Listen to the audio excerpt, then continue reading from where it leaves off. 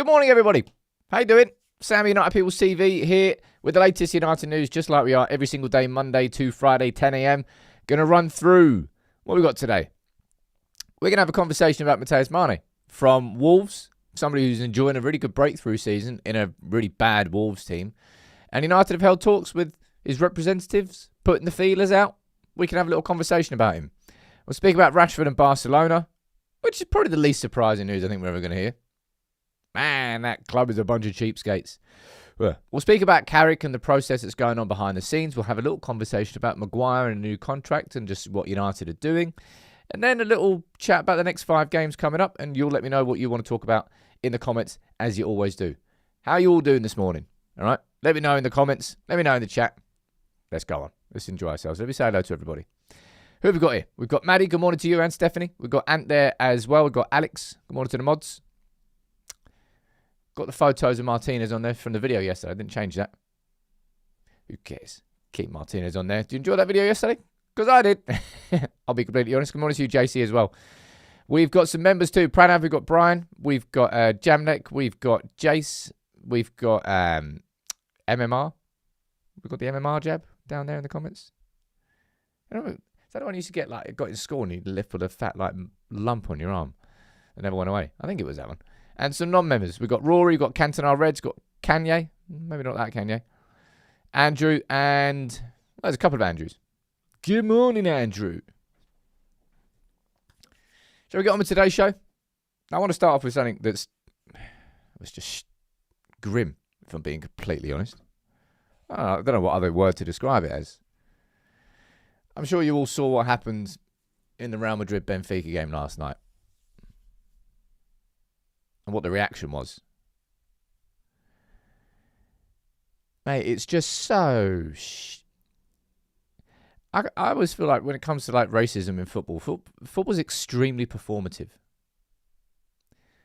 Like, it doesn't actually really have any proper intention of getting rid of it.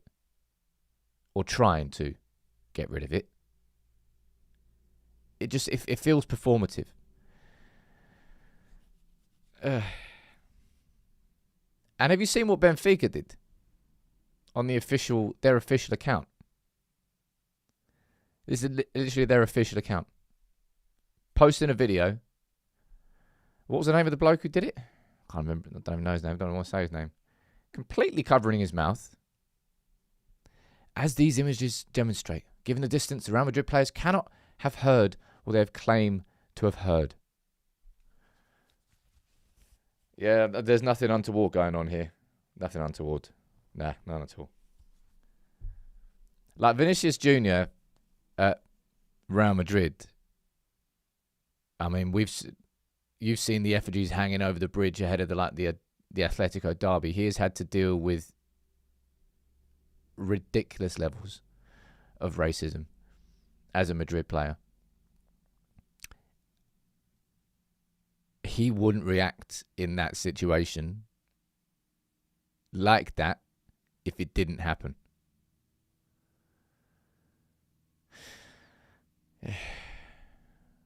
Nothing's going to happen as a consequence.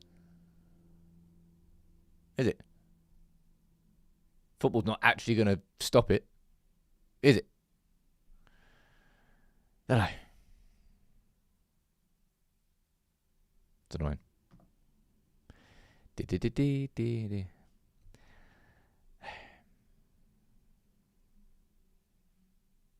just crap. It really, really is. There's nothing else I can possibly say about it. Right, I want to move on. Like someone down there saying, why do other players hate Vinny so much? Like Mourinho being like just an utter dick, coming out and saying, well, he shouldn't celebrate like that. What he should, like the literal king of antagonising people, Mourinho.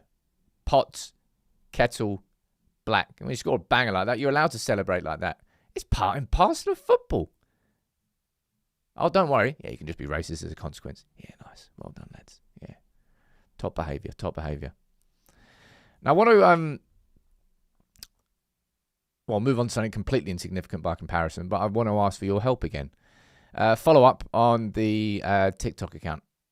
So, I'll show you the DMs. DM the bloke. I was just telling him, look, remove all the posts, please.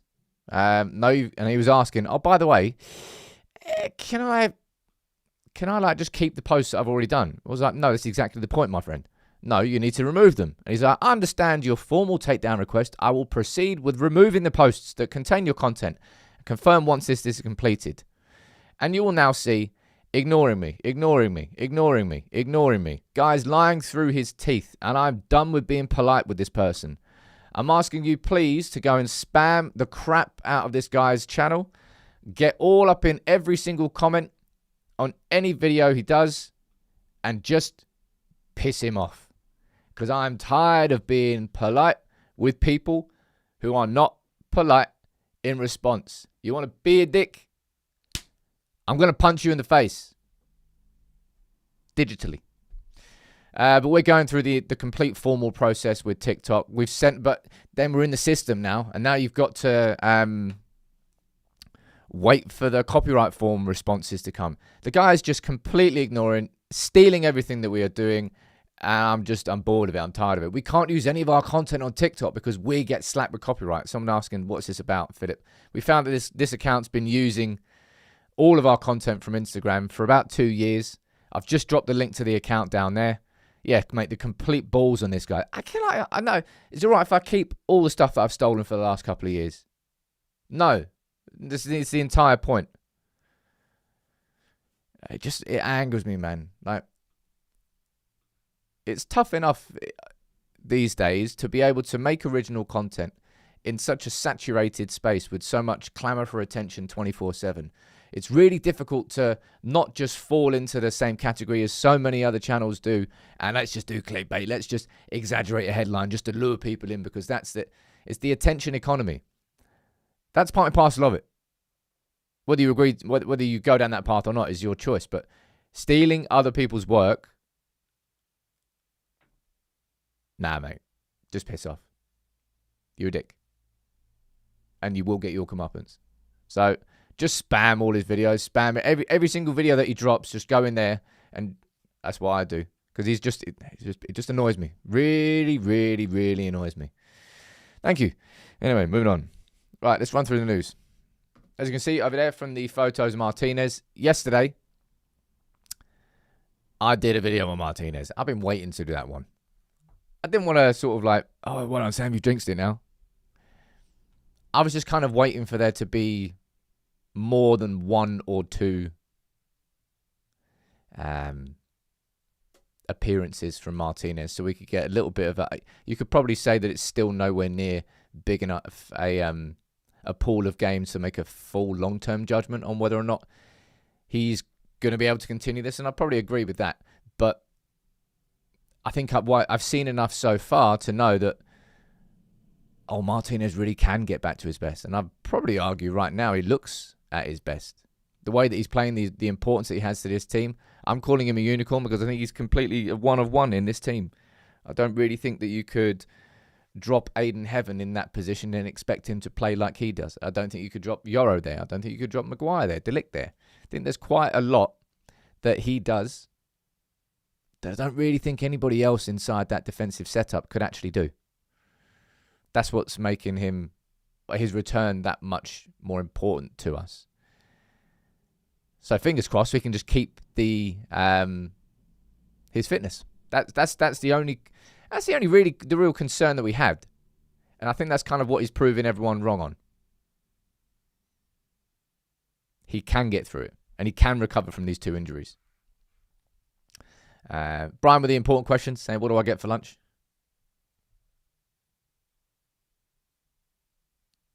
I don't know. What's the options? Come on. Kill it.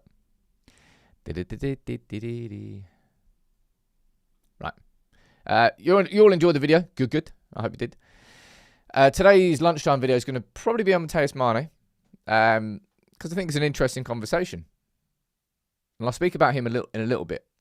Firstly, I want to run through a little bit of this. Okay? So I found this yesterday. Now, I'll drop the link to it if you want to read it. it's a bit of a long read, right? But this is probably the most information I have read on the Glazers, on the businesses they own, on exactly what goes on behind the scenes, I suppose. And there's a couple of bits of information I want to pull out of it to speak with you about today. And this is the first one, because I don't know whether I might have just missed this before. So, to explain, you already know this. The Glazers have split Manchester United into a dual class share structure, Class A and Class B. If you go and buy some Man United shares on the stock market, they'll be the Class A shares. They have one voting right. The Class B shares are the ones that the Glazers own, only. And Jim Ratcliffe now, some of them. They hold 10 voting rights per share. So basically, 10 Class A shares is worth 1 Class B shares. If you own all the Class B shares, which is what they do, you own the control of Manchester United and the voting rights. And this is the first time I've seen this. So basically, this article is a long explanation of effectively what the Glazers' strategy is. Having assets, using one asset and leveraging it with the bank to then buy another one, and kind of like just doing that in a chain effect. And this is the first I've seen this. Like Darcy, one of the Glazers. Regulatory filings confirm that Darcy Glazer has pledged a significant portion of her Class B shares at Manchester United, over 20 million shares worth just shy of $300 million, as collateral for personal loans with Swiss investment bank UBS.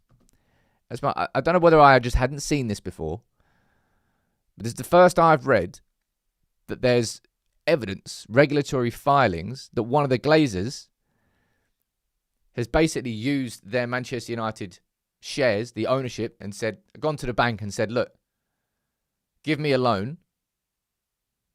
If I default on the payments and I can't pay it back, you can have these Class B shares. You can have my percentage share ownership in Manchester United. So using Man United as collateral in case it all goes wrong. Now, I don't know whether this had been the case before and I hadn't noticed it, but I swear that's the first I've heard of it. Mate, this article will piss you off so much. It really, really will. So maybe don't read it. Second thing that this article tells me, which I hadn't actually known before.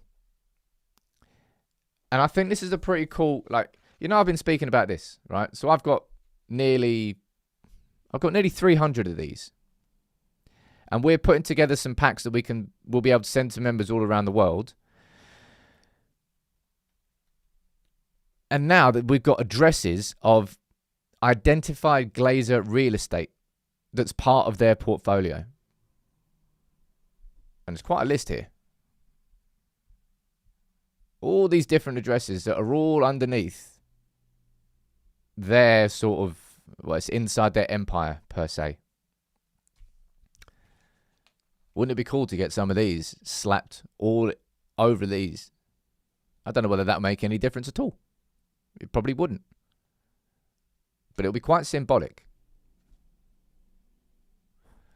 Go down here. You can see as well.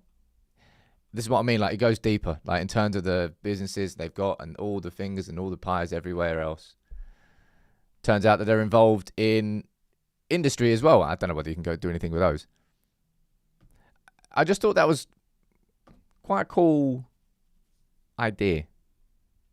I don't know whether it's going to be anything. As I said, that article was really... It'll piss you off. You realise that what this article really truly makes you realise, which I already knew, is just how much Manchester United is the crown jewel of their greedy empire, where they don't ever have any intention of reducing debt in any business that they own. They just want to keep using said businesses to then leverage it, to then buy another one, to leverage it, to buy another one, and just to keep almost not kicking the can down the road, No idea. Like, I'm Steve saying, can that not be classed as vandalism? Then just go and hold it up in front of it, mate. I'm not asking you to go and stick it on it because that will be, they can use it against you. Go up. Look, anyway, the ins and outs of it. Let's not get particular at this point in time in a live chat show. It just fucks me off so much. Really, really does. Let's speak about transfers. Fuck the Glazers, right? Let's speak about Matheus Mane. I want to ask you down here. Let's go for a poll. Matheus Mane. Oh, spell his name on there.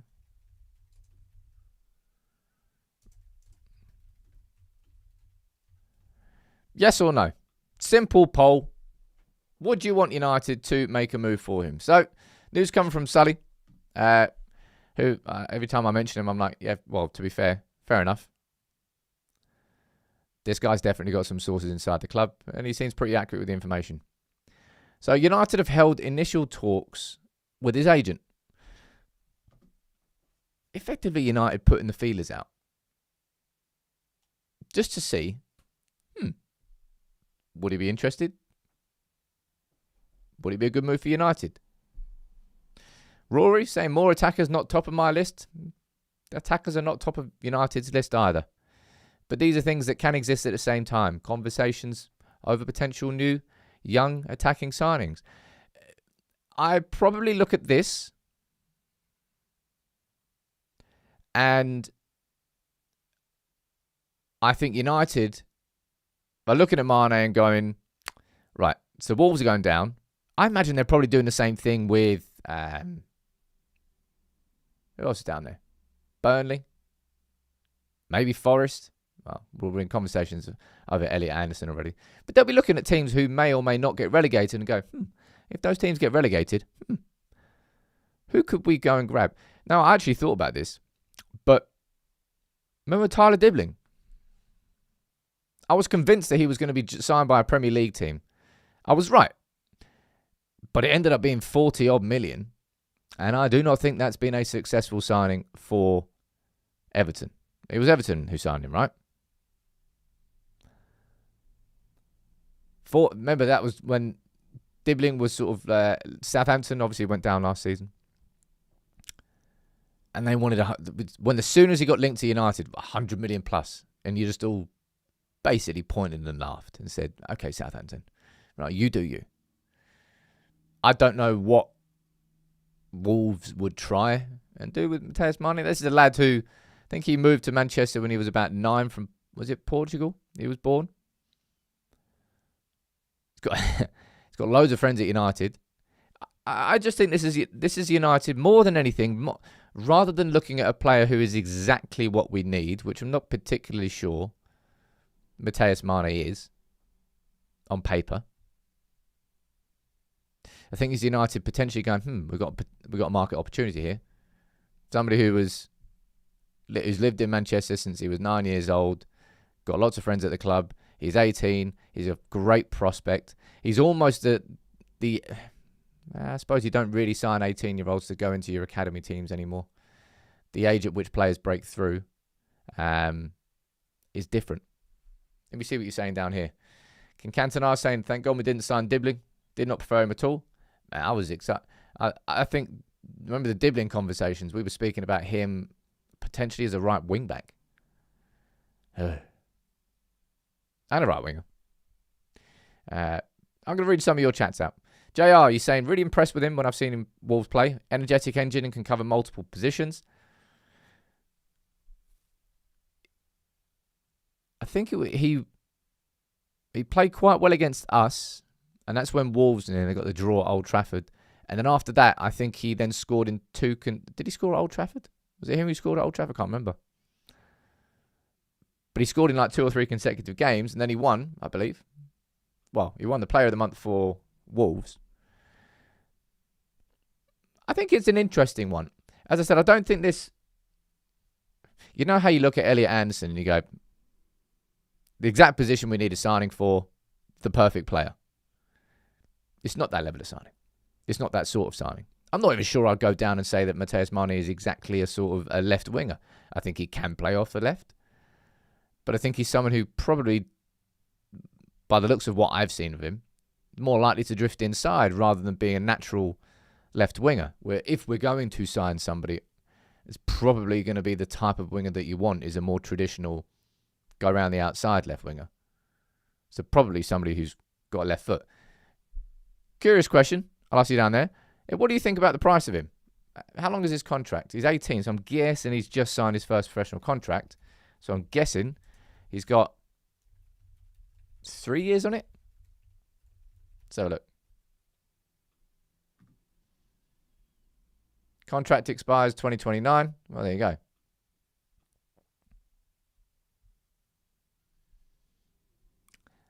So because he's only just broken into the first team,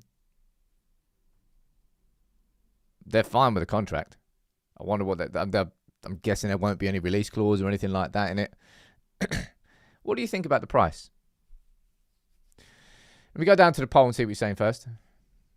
So 300 votes are in, and 75% of you are saying yes. It's interesting. 25% of you are saying no. Daz, you're saying 25, 30 mil max. ASIC saying he's an attacking midfielder. How much would you pay for him?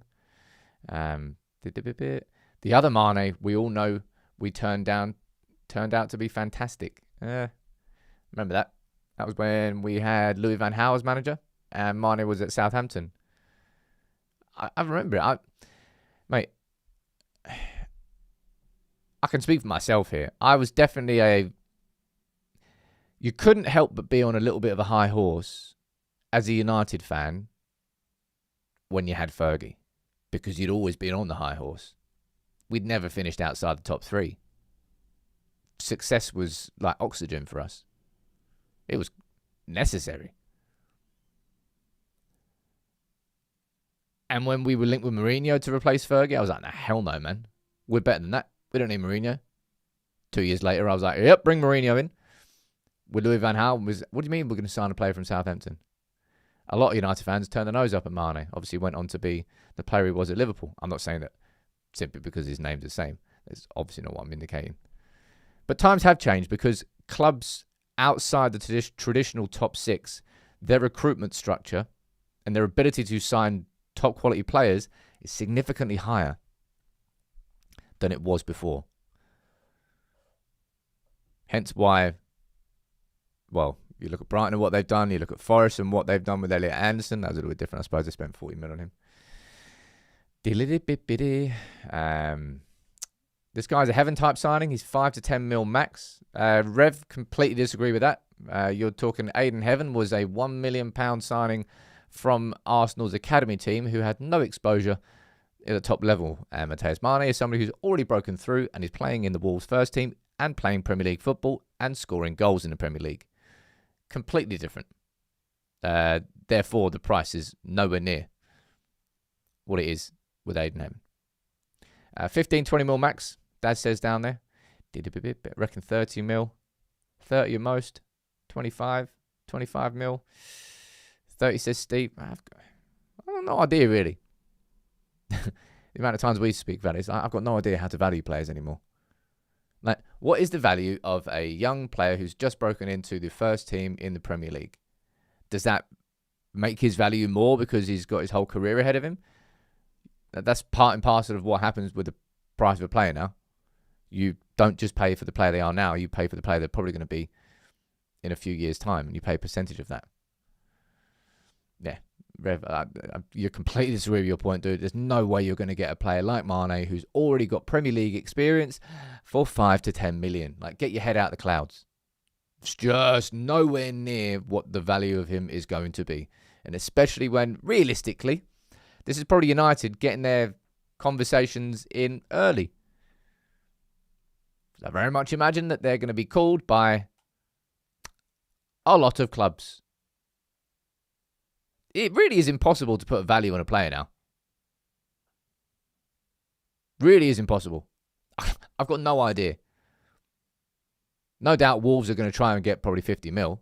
Because Wolves are going down, right? Pretty sure Wolves are going down. There's no chance they don't. Want to watch. I'm going to do a lunchtime video on him. I'll get quite a bit more information. This is just us having a little chat this morning as a community about him. I'll do the actual sort of information one a little bit later. He'll be essentially number 2 for Bruno. Do I see him more as a central player? Not from what I've seen. He's kind of, annoyingly, kind of says a bit of both. Can play centrally, can play on the left, but doesn't particularly have one position which is a specialist position in that sense. Comfortable inside and comfortable going on the outside. We'll see. Wolves will probably want about 40 mil. What about Somerville? Do I see United signing a player like Somerville is a specialist? Would I say like Doku? Just somebody who wants to square up to a player and just skin him, just take him on. Got a shot on him, kind of has that typical cut inside on the edge of the box, then whip one in. I'd probably say, and I don't mean this in a disrespectful way, I'd say a little bit predictable, but very difficult to stop. You might know what he's going to do, but he's got such speed at doing it, makes it difficult. I'd be interested to see what happens with some of it, actually. Can't imagine he sticks around at West Ham. I suppose it kind of depends on what happens to West Ham here. Anyway, let's move on. And I wouldn't really say that this is any new info for you. It's just kind of just a repeated, and this is what it's going to be for the next, I predict, 6-7 weeks. Regardless, really, of what happens with Carrick. Just the fact that United aren't going to be rushed into any decision over who's going to be our new head coach next season. There is no knee-jerk decision. There is no knee-jerk reaction. And effectively, what the article is saying is, well, United don't want to do what they did with Solskjaer. Which is where he went on, I think he won his first 8 games as United manager. Obviously. Actually, the first game he lost, I think, was PSG at Old Trafford. Or first game he didn't win. And then we know what happened after that. And then you can see the date there. Before the end of the season, Manchester United announced Solskjaer as our full manager, permanent manager. And then we proceeded to only win 2 games between then and the end of the season. All didn't go well. So all this article is really saying is United don't want to repeat the Solskjaer mistake of appointing an interim mid-season. No, not appointing an interim. Of appointing a manager mid-season off the back of him doing well as an interim. It's not exactly new news, is it? I think there's going to be a lot of kind of repeated stories coming out around anything to do with the managers. The only new stuff I covered on Friday because Tuchel signed a new deal.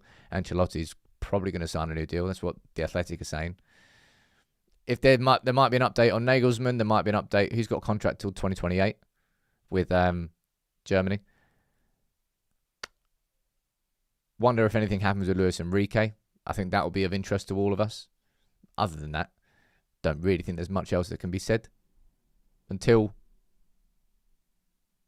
April time. I know, boring, but it's what it is, mate. I was sitting there yesterday and I was like, my God. There really is hardly any football left this season. We've got the March international break. We effectively had an international break in February. We've effectively got an international break at the start of April, all because of a lack of football. So when you look back on this season, you've had September, October, and November with 3 actual international breaks. Then December, which is the only month where there was a lot of football and then Amram gets sacked at the start of Jan. And then January was all about 3 different managers. And then February, you've now got what feels like an international break. March, you got an actual international break. April feels like an international break. And May's the end of the season. It is completely our own fault. But it's naff. Bloody naff. Right, let's move on to not even more cheery news. It's just, mate, Barcelona is such a scabby little club. Well, not a scabby little club, but financial rats, aren't they? Basically the Glazers in a form of a club. I'll run through what it is. Andy Mitten from, well, writing for the National, kind of just pouring cold water on the idea that, Marcus Rashford could come back to Manchester United, effectively saying there's no intention from the Rashford camp and there's no intention from Manchester United's camp for Rashford in any capacity to come back to the club. Now, of course, Rashford joined Barcelona in the summer on loan. They're paying his full wages and there was a €30 million buy option at the end of it. Now you're seeing this. The Barca are going, let's. Do you fancy giving us Rashford for cheaper? Mate, chances. Absolute chances. Rashford for 26 mil is ridiculously cheap. Underpriced. Was underpriced at the time, still remains underpriced. Despite that, they still want it. Even cheaper. Mate, get stuffed. Get stuffed. I don't think United, I suppose Rashford's got to agree to the transfer. United won't struggle to get that price of Rashford after the season that he's had. And I think Barcelona want to keep him. It's just, I find it's like the stones on Barca to try and ask for an even cheaper one. Someone down there saying the price of Rashford is ridiculous. If by ridiculous you mean not high enough, then I agree. The wages are the stumbling block. Barcelona making a mediocre of Rashford. They knew they wouldn't sign him. He's having a very good season there. And they want to keep him. He wants to stay there. Fans want him to stay there. Cheapskates. Absolute cheapskates, man. So, we'll find out what happens. But it wouldn't surprise me if that drags on and on and on. And the Barca just don't want to pay the cash, which they need to. You know what they're really going to do? At some point, don't know when, we're gonna get the story and the news that Barcelona have offered Manchester United another loan deal. That's coming at some point. They're going to offer to take him on loan for another year.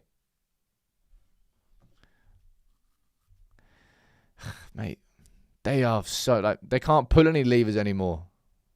They are so, the financial, I know Manchester United's finances are bad, but they pale in comparison of Barcelona. Remember that Barcelona sold, what was it? 25%. Did they sell they sold part of their future revenues to pay for the bills now.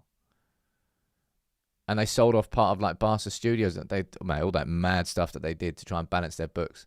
Aston Villa trying to sell the women's team to a club that to their own, same as Chelsea selling hotels to their sister company. So much. It's like organised crime level of cooking your books. It's just part and parcel of modern football. Yay. But anyway, speaking of somebody else, Harry Maguire, we already know what's going on. And it's just a repeat of that. United, by the sounds of it. Now, this isn't to say that United are definitely going to do it. But United are effectively seeing, can they reach an agreement with Harry Maguire over a potential new deal? Now, for me, that it shows intention. If United can reach that point, I think United will do it. The terms of that, we don't know. We don't know about any price involved. Like, was it 180 grand a week? We don't know exactly how far United are willing to go. We don't know whether it'll be a 1 year, a 2 year, a 3 year deal. No, nobody knows anything like that. What I would like to see is probably that wage cut in half and Maguire put onto a rolling 1 year contract. On those terms, I think I'd like to keep Harry Maguire at the club. Maybe for a year, maybe, I don't know. We'll see about fitness, etc., etc. But there is a chance, by the way, and I would put Luke Shaw in the same category as this, there is a chance that a spark leaves both of them after the World Cup with England, because that is the last time that both of them likely will feature for England Certainly a World Cup, but probably an international tournament as well. Christian is saying, I would give Maguire another contract. He's solid. Even if he's a sub, he's a solid sub. Yeah. If you go to the Telegraph as well, just a little follow-on. This is from Mike McGrath as well.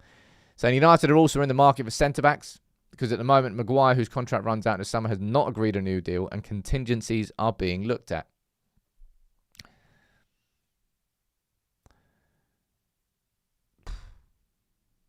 Do I really think United need to go big on the centre-backs this summer? I don't think so. If I'm being honest, I don't. I think if there was a market for... we've already got Martinez as the sort of established defensive leader right now. You've got De Ligt and Maguire. I don't think both of those will be here next year. Oh, do I? I mean, they could do, I suppose. I always look at De Ligt as one of these like same age, but he's only played 25, 26. Someone down there saying, hi Sam, thoughts on the Glazers buying my favourite team, RCB. It's one of the Indian Premier League.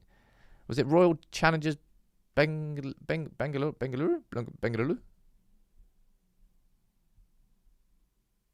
What's it called? Royal Challengers Bengaluru. Yeah. Just them doing the exact same thing that they've done before, just trying to buy an asset without actually paying for it. To use debt, leverage from other, and it's just going to be the next wheel that will spin in this whole thing. And Manchester United will probably be used as collateral for it. Part of it, at least. We'll find out. But yeah, Maguire. If the terms are right, I'd be happy for him to sign a 1-year deal. Whether United can find that, I don't know. I've really got no idea. De Ligt's our best centre-back, Lotus says down there. Mate, if I had fears about Martinez and his ability to come back from the ACL injury and the bad 2 years he had, I would have just as much fear about De Ligt being able to come back with what started off as a very minor back problem that clearly has developed and become more serious to the point where I think by the time he comes back, I think De Ligt would have missed 3 months. And I think that's the longest period he's ever missed as a football player. Like, he hasn't been injury prone in his career. This one, yeah, there's more questions than answers really when it comes to back problems. And we've spoken about that quite a few times. Right. I think I might keep today's show short and sweet, really, so I can crack on with today's lunchtime video. Is there anything you want me to speak about? The main topic in the lunchtime video is going to be on Matheus Mane, because I think this is an interesting one, and this might just be United putting the feelers out and nothing actually develops past this point. Maybe this is just United just seeing if there's any signals of intent from Matheus Mane that he would want to join United, and I imagine they probably are there. Is United maybe getting in there first before other clubs? Because I imagine Liverpool will probably get in contact. Chelsea, City. I mean, why wouldn't they? He's clearly going to be an in-demand player. We'll find out. What we've got down here, we've got 600 votes are in, and 76% of you are saying, yes, you'd like him at United. Part of me is like, yeah, I would. But then part of me is like, I'm not sure. I'm not sure he's exactly what we need. That's kind of where I stand. Sign Mane, loan him back to Wolves for a season in the Championship, says Brian. That's what Chelsea did with Giovanni Kenda, right? Bought him from Sporting and then let him stay at Sporting for another season. So I suppose that could happen.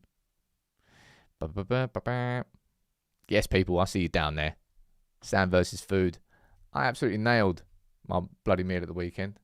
Where is it? Yeah, we're talking about this. Come on. Not only did we reverse sear a monstrous steak absolutely perfectly,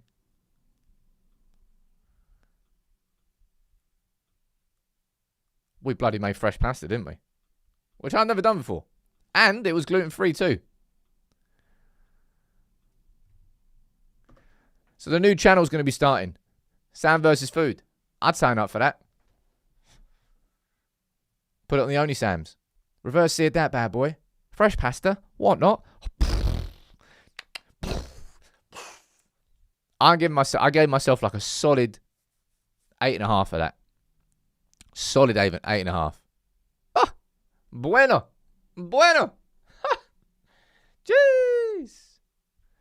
I do love cooking. Because I'm on I wouldn't say I'm on a restrictive diet, but I've been doing, I've been on a training plan for about coming up to 6 months now. But I cheated on that one. Come on. Right. Anyway, let's wrap that one up. Yes, I'm a chef. Yes, I'm an elite YouTuber. Is there anything I can't do? Yeah, quite a lot, but no, I'll wrap this up. Thank you very much, everyone, for tuning in, as always. Lunchtime video is going to be on Matheus Mane. Tomorrow's video, not quite sure what it's going to be on. If you've got any more ideas, fire them in. All right? And I'll see you in the morning for another live show. Take it easy, everyone.